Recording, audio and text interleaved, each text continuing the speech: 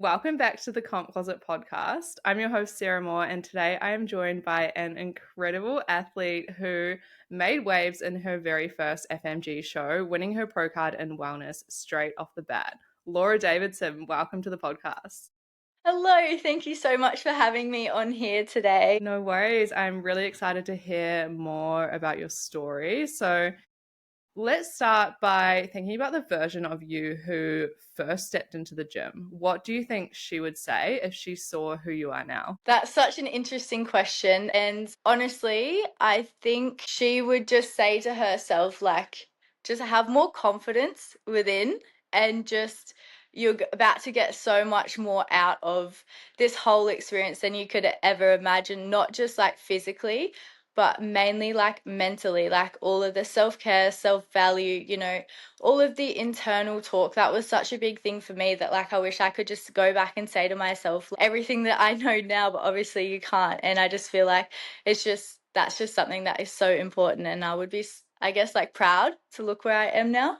Yeah. Yeah, I Not love just for obviously for how I look, but I guess just, yeah, the internal work for sure. Absolutely. It's such a personal growth sport, like bodybuilding and just in general going through a fitness journey. Like it's so much more than the physical transformation that other people see. Like so much changes mentally and like in your life outside of that physical transformation, right? Yeah, just so much more. Like you just learn how to deal with, obviously when self-doubt comes up, all of that, like the internal talk of how you speak to yourself, how you get yourself through hard situations. And I guess building that like resilience and strength within yourself just takes you so much further than what you could have ever thought, I guess, at the start. Yeah. Yeah, that's so true. And you made such a huge impact in your first FMG show, winning your pro card. Like, absolutely incredible. But take me back to Thank you. before that. Who were you before you were a bodybuilding competitor? Yeah, so I've always been involved in sports since when I was little. So I did a lot of cheerleading. So I went over to America and I did some worlds, all of NCA, all of those comps. And then after I kind of finished that, I just went into a period where I was like a little bit lost. I didn't really know what I wanted to do, but obviously like since growing up always having sport to do and stuff and always having that challenge, like I'm such a person that kind of seeks that challenge. And then I eventually got into the gym because I started working at a gym and I was probably there working for 6 months before I even started training, just because I was so, I guess, like, when you first start the gym, I was just like a lot of other people, I'm sure, just feeling very like shy and timid and like didn't really know what I was doing. And then it wasn't until one of my colleagues actually made me come and do a session with her and I started training with her. And then I thought to myself, wow, like, this is actually really nice. And, and that's where that whole kind of journey begun, I guess. Yeah. Yeah, wow. I think it's so nice for people to hear like where you actually started in your journey. Like you were once that shy, timid girl in the gym, and now you're like For a sure. professional wellness competitor. Yeah, Crazy. I remember when I first started in the gym, I would go train at another gym, even though I worked at a gym, just because I was like, I don't want anyone watching me train because I feel like I don't really know what I'm doing. And yeah, it's just so funny how like you could be in that position, but just still feel like so shy and just unsure.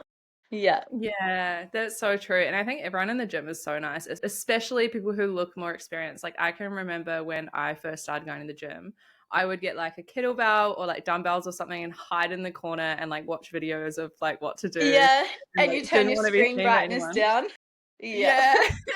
So no one saw that you're watching videos. Like Yeah, it's I would do so that all the funny. time. Yeah. Yeah. So funny thinking back and like the people that you were intimidated by or like scared by were probably the nicest people in the gym as For well. sure, that was probably one of the biggest things that I learned in the gym is those that that you look at and you aspire to look like them, or show up the way that they do with their consistency or how they train, and they just feel like you look at them and you're like they know exactly what they're doing. They never look lost, they never look shy, so much confidence and stuff.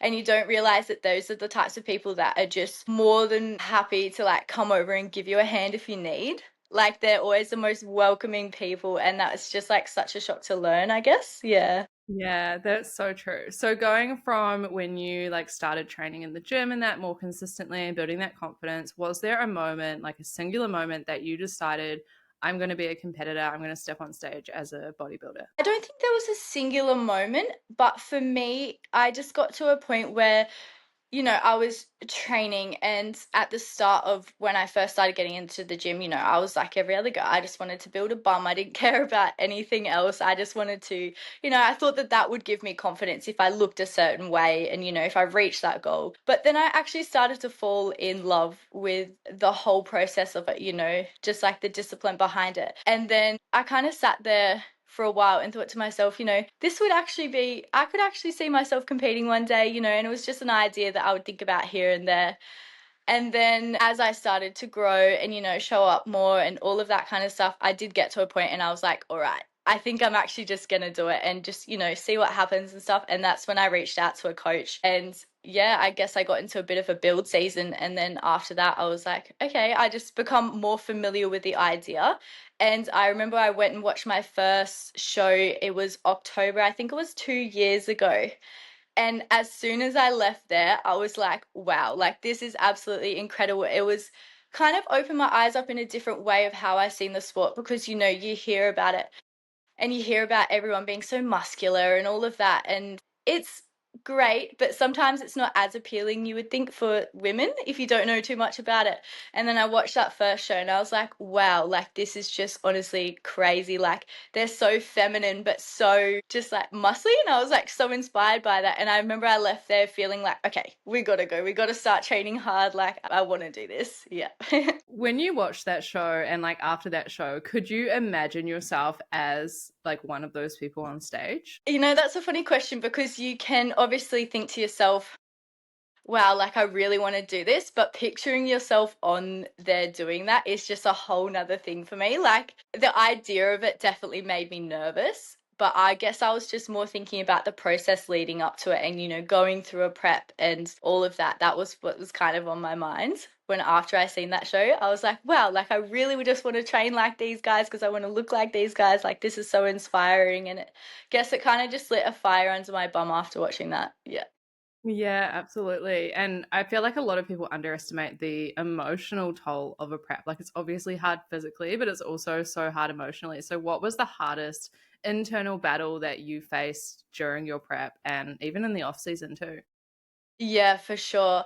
This is a good question. I feel like, everyone's common answer would be like comparing yourself to other people and comparing where you are in your journey and stuff like that. And that was definitely something for me that I had to work a lot through. Is I felt like before I kind of got into my prep, it's so easy to place like your self-value and your self-work off of things that you've achieved and stuff like that. And that's where I had to really sit down with myself and look in the mirror and go, okay, like the way that I speak to myself internally is so important. Even though on those days, showing up and ticking all the boxes and hitting your cardio, your weight's dropping, all of that, like you're looking good, you're feeling good. From surface level, everyone's looking at you going, wow, like, you're doing so great, like you're going to do so well.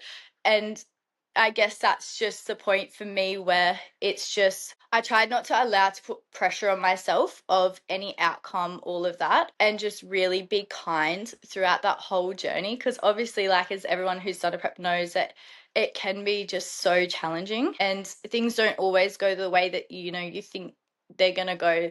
You'll wake up one day and you'll have all of these plans, you'll have your day planned out, and it might not end up like that, but that's okay. Just as long as you're showing up for yourself every day, you're speaking to yourself nice internally, even when no one's around, I feel like that is just so important. Yeah. Yeah, I think that mindset is super, super powerful. And talking about everything that you have to do, like within a day, what does a typical day in your life actually look like if you're, for example, a few weeks out from the show? Yeah, so I was personal training. So obviously my day started pretty early. So I'd usually get up around 4 or 5 and I'd go in and do my first lot of clients. And then I'd try to, in my gaps, obviously spend at least like 45 to an hour on posing if I could a day.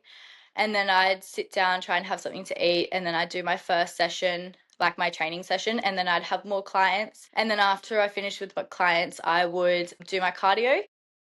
have more clients, session blocks, all of that programming. And then by the time I get home, if I needed to do my step count, I would obviously go out and finish all of my steps, all of that kind of stuff. And then just one thing I made sure to keep a little bit mindful of, and one piece of advice I would give to anyone who is looking to compete, is rest and recovery is so important. It's just prioritizing that set time for yourself to actually, for instance, like go have a sauna, go have an ice bath, go lie out in the sun. Like that's one thing that I definitely wish I prioritized a little bit more than I did. Yeah, because Yeah, I I feel think like that that is recovery. just so important. Yeah. Yeah, I couldn't agree with that more. And I think, myself, after I went through my first prep, I realized that. And most people that I talk to after their first prep, they're like, I'm going to allow more time for recovery. And it's so hard. I think competitors in general, like people who want to do bodybuilding, are kind of that type of person that's like, go, go, go, doing all the things, taking all the Yeah. opportunities, that it's so Yeah. hard to slow down. So, like, locking yourself in a sauna for 45 minutes or whatever it Oh. is, like, carve that time out of your day so that you have to do it. Yeah. Yeah. Yeah, for sure. Absolutely. Especially when, you have so many things that you feel like you need to tick off during that day. And obviously, like with work and, your personal life and relationships and everything like that, it's just so important to make sure that you are taking that time for yourself, just to have a moment where you do stop and, I guess, almost appreciate what you've done in that day and how far you've come, and just have that time to, yeah, just reset. Yeah, that's so true. I think something that helps in actually allowing yourself to have that time and taking that time to recover is like realizing all the benefits of it. Like, you're going to train better, you're going to pose better, mentally, you're Yeah. going to be a lot better. Like, your sleep's probably going to improve, which will improve your fat loss. Like, so many, knock on benefits that come from actually carving out that time to recover properly and Yeah, for mentally. sure. Even it coming down to like having that time just to stop and stuff helps so much with like stress management and all of that as well. Yeah. Yeah, so, so important. So, did you ever have a day during prep that you truly questioned if it was worth it to compete? I would be lying if I said no. Yeah, for sure. Especially, I'm going to say 5 weeks out and then probably a week out as well. I definitely had a few days where, you wake up and you just think to yourself, is this worth it? Like, obviously, when the fatigue starts kicking in, and the main thing, I guess, battling that is just having a strong why within yourself and just coming back to that every single time. Like, just really being clear before you start your prep. All right, why do I want to do this? And make that the thing that you are thinking about constantly. So that's your anchor. Every time you start to have those doubts, that's the thing that pulls you back. Because, this sport is such a, I guess, yes, there's a big community and there's so many people to help you and stuff like that. And you do feel supported. But at the end of the day, like, that comes from yourself as well. And for me, I guess this prep, the main thing that I had was I didn't care about my placing, honestly, which is so crazy. That wasn't even a thought for me. The thought for myself was I want to show up because this is something that I've set for myself. I want to show up exactly who I am for myself, so that way, I can see what I'm capable of, and just showing up and seeing that self-love every day. Yeah. Yeah, I love that. And then obviously you mentioned like you didn't care about your placing, but then Not at you all. went on to win and get your pro card. So what went through your head the moment that you realized you'd won your FMG pro card in your first show? It was honestly just unbelievable, like such a crazy feeling for me because, yeah, like I said, that was just not the goal for me. Like placing, I did not mind because I was like, this is my first show. I just want to come in, get experience, set myself up this challenge, prove to myself that I can do it. And then I guess on show day, I was just in that mindset of, talking to people, making everyone else feel like super comfortable. Like I wanted everyone to feel good because, everyone's so, so hard to get there. Everyone's faced something completely different, and you just never know what somebody's had to work through to get to the position that they are in now. And I just think that that's so beautiful to be around all people like that. So placing wasn't even on my mind. I was just trying to enjoy the experience. So when that happened, it was just a crazy feeling for me. Yeah. Yeah. And then after you actually won your pro card, like was there any fear attached to that success, any pressure, any doubt? I guess it's that feeling of, I'm sure every competitor's like knows what I'm talking about is that after you've worked for so long and so hard towards a goal that, you know, is so time consuming of your day, it's day in, day out. Like you're thinking about it 24/7. Every decision you make, you know, you feel like it's going to impact obviously your show day and how you show up for yourself and everything. And I guess, yeah, after my show, like I just didn't realize the feeling of it just all stopping and it's just done. Do you know what I mean?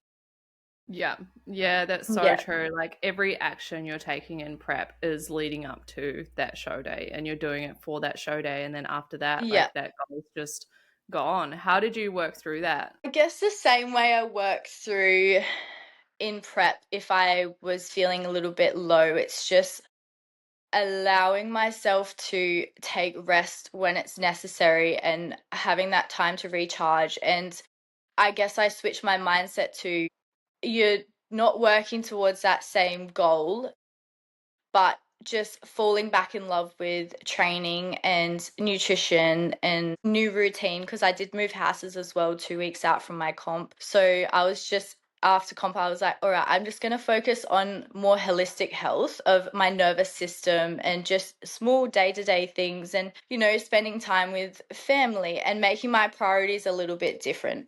Yeah. Yeah, amazing. And has bodybuilding like healed you in any way or challenged you in a way that you didn't expect? Yeah, for sure. I feel like it definitely does make you face yourself, like in the sense of how you do show up for yourself, how you speak to yourself, everything internally. Honestly, that's made more of a difference than the physical aspect for me because when I first started, I was like, you know, I'm not going to have any insecurities once I've, you know, built my legs up or look the way I want to look. Like all of that's going to go.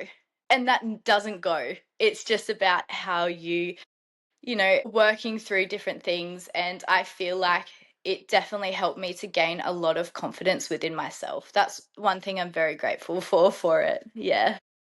Yes, I absolutely love that about bodybuilding as well. Like, I know myself and a lot of competitors I talk to have had that same effect on confidence from it, which is, yeah, absolutely incredible.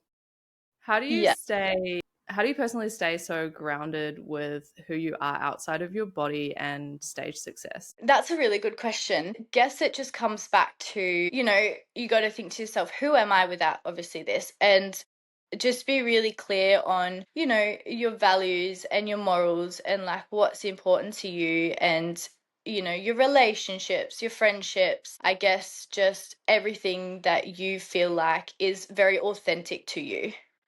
And then have that as something separate, if that makes sense. Like it doesn't define who you are, your morals and your values and stuff like that are more what defines who you are and how you show up for others and how you show up for yourself. So I feel like it's just, yeah, you got to be very clear on that. They're two different things. Yeah. I think that makes a lot of sense. And I think that is such an important reminder for, you know, people who are potentially competing for the first time or have done a few shows, because it can be easy to Yeah. tie your, you know, your identity and your success and your happiness to your physique Yeah. and how you're looking on stage. And your And that's like, self-worth and everything like yeah, that. Yeah. Especially exactly. when you have those obviously days and stuff where the scales aren't moving or you know you're not really seeing any progress and stuff like that. Like you kind of got to go back to, you know, just because this has happened, this doesn't define who I am. How I show up for myself and how I show up for others and, you know, everyone around me is who I am. Yeah. Yeah. Yeah, 100%. You're so much more than your scale weight. And that's such an important thing to remember when you're coming off the back of a prep as well. And your scale weight is obviously Yeah. increasing because it needs to, like it's healthy, Yeah. and you're reverse Yeah. dieting. I think that's such an important reminder for sure. Yeah. Yeah. So, as a wellness pro, you obviously have an incredible lower body. Can we talk about Thank glutes you. and legs and what is your approach to growing them? Ooh, so when I first got started in the gym, I had no bum. I was like this. And the one thing that definitely, actually, there's two things that I would say to anyone who is looking to grow their legs is number one, eating. Like, eating and your nutrition is so, so important. That is the number one thing that's going to obviously get you to get that growth that you are looking for. And I would say the second thing would be the intensity of your training and your session structure. So for me, one thing that I did try and keep my mind on during my sessions when I was in my prep is ensuring that the intensity stayed, like how I trained in my build was the same as how I was training in my prep. So that way, obviously, I'm holding on to that muscle and I'm not really losing too much or losing as any more than I needed to, if that makes sense. Yes, I think that's so important. Like, it's so easy to tell yourself, I'm in a prep, I'm a bit tired, I'm in a deficit, I'm Yeah. going to be weaker. But trying to keep that intensity is so, so powerful. And it doesn't have to be through like heavy weights. You can increase the tempo, increase the reps, reduce the Yeah. rest. Like, there's Yeah. so many things, right, that you can do. Yeah, exactly. And just slowing everything down, is taking your time throughout the reps, making sure that you're breathing through them, taking enough rest time and just thinking about every new set as you're starting over and just putting everything into that. And, on the days that you do feel a little bit more tired and your body does feel fatigued, train it accordingly, obviously, to how you are feeling and, obviously trying to reduce your injuries and stuff, but just really having that strong mindset of, okay, like I'm in a prep, we got to train. It's time to train. Let's train. Yeah. Yeah, I love that. I think on top of that as well, it's like optimizing your body outside of the gym. Like, again, coming back to the recovery and like you said, food as well, and so is so important. Like, you need that fuel to fuel your sessions, and then Yeah, also recover and build that definitely. muscle afterwards. Yeah, Yeah. definitely. It's all such a big balance in bodybuilding, obviously between rest and recovery and knowing when to take that and when to prioritize that. And same with your nutrition and obviously your training as well. They all go hand in hand and like equally as important. Yeah, absolutely. What are some common myths or mistakes that you see women making when they're trying to grow their glutes? I would say the number one thing would be not eating enough. Don't be scared to eat more. Just eat more of the right things. Focus on your protein, focus on your carbs. Don't be scared of carbs. Carbs are literally fuel. They're the best thing, obviously, like in training and stuff. And I feel like my mindset definitely changed through starting training as well. Because when I first started in the gym, I was not eating enough food at all. But, I was going in there and I was training for like 2 hours and not having that balance between nutrition and training, like I wasn't really seeing any progress. Once I started focusing on my nutrition more, this is when I started to notice a difference. Yes, absolutely agree with that. And probably along the same lines as the answers you've already given. But if someone came to you and said, I want legs like yours, what would be the first thing that you would ask them or tell them to do? I would say get a structured training program. Be very clear with obviously like your session structures and your intent going into every session.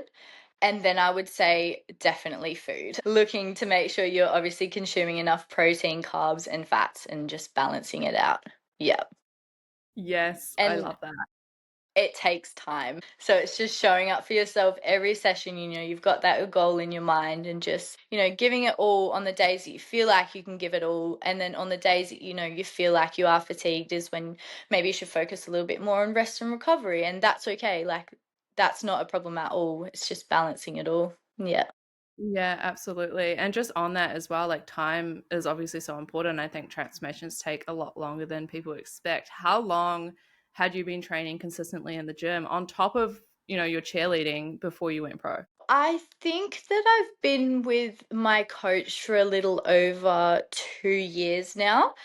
And I would say probably a year and a half of actual, like, proper, solid, structured training. Yeah. Yeah. And showing up with intent to every session. Yeah. Yeah, absolutely. And that's on top of like an athletic background as well. So that's not even starting from scratch, I'm sure you would have had some muscle I definitely within had you from shoulders, but I training. had no glutes. Wow. Yeah. Yeah. Amazing. And what did you have to give up to get here, whether it's like socially, emotionally, professionally, or all of the above? As I'm sure as everyone who's done a prep knows that it does take a toll on, obviously, I'm going to say pretty much every aspect of your life, like for me when I was obviously still working for the majority of my prep, being a personal trainer, anyone who's done that is obviously, you have to go into these sessions with people and show up with that energy and enthusiasm and all of that. And that was definitely something that I struggled with on the days that I was feeling quite low for myself. And I guess another thing would be it definitely had a strain on obviously my relationship and how fatigued that you can get, and you can get a little snappy and stuff, but I guess that just comes down to just being very open and honest with how you are feeling. And I was very lucky, my partner was very supportive of throughout my whole prep and stuff.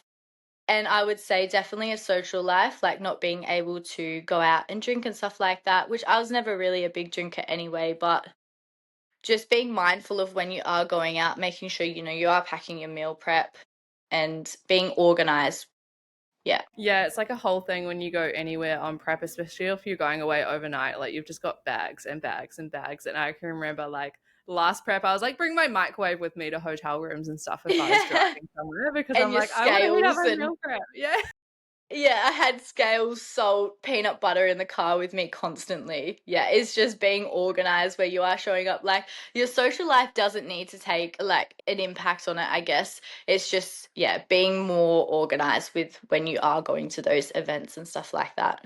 Yeah, absolutely. I think like it's totally possible to have some kind of social life, but then also in saying that, like you obviously have less time and less energy when you're on prep anyway. So it probably is gonna suffer in some way, or you're gonna have to sacrifice something in order, to achieve that goal of stepping on stage. Yeah, for sure. I guess it just does make you think about your priorities, and you just have to be very firm on, what you do want more. Yeah. Absolutely. And what do you think you've gained from competing in bodybuilding that you didn't expect? Honestly, I was just not expecting to place at all. Like that just wasn't even in my mind. And for me now, obviously, for going and competing with obviously all the pros in my next show and stuff like that, I guess again, it's just lit another fire under my bum to really step up my training and my nutrition and just making sure that, everything is on point. And I guess like coming into my prep with a whole new, like I've had that experience now. So I've just felt like I got so much out of that and I learnt so much from that as well. So I feel like coming into my next one, like it's almost exciting because you kind of know what to expect, and it's a little bit easier when you know what's coming for you, I guess. Well, I guess in some stages. Yeah, so what's next for you? Like, have you thought about your pro debut, or are you still kind of processing the season that's just gone? I guess I'm still kind of processing it and just going into a bit of a build season and just not placing any pressure on myself for the next show date or anything like that, and just taking my time, falling back in love with my training and nutrition, like I said, and, putting more time into my friendships and relationships or anything that, I might have neglected a little bit when I was in my prep. So just kind of enjoying a balance at the moment between everything. Yeah. Yeah, absolutely. And do you see yourself competing long term? I would say yeah. I honestly just love it. I love the lifestyle. Like, I just love the community. I just love everything about it. It's so beautiful. Just Yeah, being me too. around such like-minded people and, everyone's showing up for themselves and, on your low days, like you got such nice community behind you. And yeah, I definitely do see myself competing long term for sure. And if someone listening to this today feels like they're not good enough, they're not strong enough, or they are just too far behind, what would you say to them? I would say that is definitely a normal thought to be having in prep. I definitely had that thought a lot. Show yourself some more love, show yourself some more confidence, and you'll be surprised through just showing up for yourself every day and just, switching that internal talk and just taking a moment to say to yourself, no, hang on a minute. Like, I am good enough. I am where I need to be. This is exactly where I need to be. And everything will turn out how it's meant to turn out. And, just show yourself a little bit more love. Yeah. And kindness. That would definitely be my biggest thing. Yeah, for sure. I couldn't agree with that more.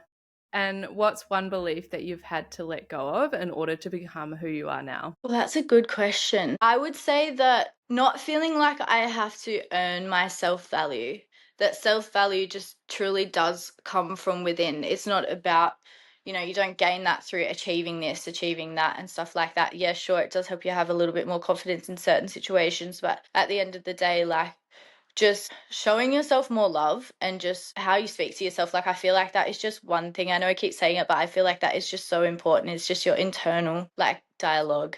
Yeah. Yes, So I that would is. say, yeah, that's definitely something that I've had to let go of, is that self limiting belief, which I'm sure is common in a lot of people, but just working through that. Yeah, for sure. Absolutely. And where can people find you if they want to follow your journey? On Instagram, so it's Laura__Davidson. Amazing. I will link that below so that people can find you. Thank you so much for coming on and sharing your journey, sharing your experiences, sharing your tips and advice. I think this will be so, so valuable to anyone listening. So thank you so much.